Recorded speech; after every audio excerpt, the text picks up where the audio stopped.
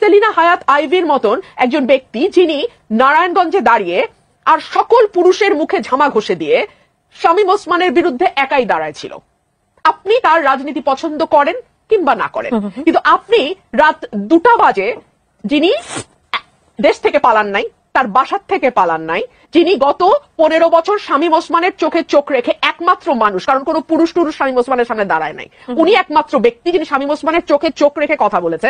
তো সেই মানুষটাকে আপনি তুলে নিলেন। আমি আপনাকে বলি, আইভি রহমানকে আপা যেভাবে করে বলছেন, ডিফেন্স শব্দটা উঠাই নিলাম, আপা বলছেন যে একা তিনি দাঁড়াইছিলেন নারায়ণগঞ্জে, তিনি শামীম ওসমানের বিরুদ্ধে একা নড়েছেন। আচ্ছা দেখেন, প্রশ্নটা বুঝেন, শামীম ওসমানের বিরুদ্ধে একা নড়লে তিনি আর বাকি সব পাপ থেকে মুক্ত, এটা কিভাবে প্রমাণ হয়? না, কিভাবে প্রমাণ হয়? আপনি যেই ওয়েতে আপনি এই টকশোটা আবার শুনবেন, কেটে ছাড়বেন, পাবলিক এটার উপর ডিসিশন দিবে। আপা যে কথাগুলো বলেছেন, আমি তো বলেছি যে ডিফেন্ড, আমি শব্দটা তুলে নিচ্ছি, পাবলিক এটা ডিসিশন দিবে আপা ডিফেন্ড করেছেন কিনা।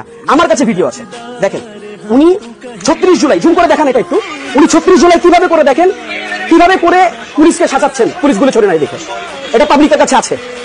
কাজেই আমি যদি কাউকে বন্ধু বলি, সেই বন্ধু তো যদি আপা কষ্ট পান, আমি তো বন্ধু এমনি বলতে চাই না। আপনি যখন যিনি কিনা এই আন্দোলনে পুলিশ কেন গুলি ছড়ে নাই এটার জন্য পুলিশকে শাসিয়েছেন, তাকে যদি আপনি খুব ক্লিননেস প্রমাণ করতে চান টকশোতে বসে, এটা তো আমার গায়ে লাগে, আপারও গায়ে লাগা উচিত।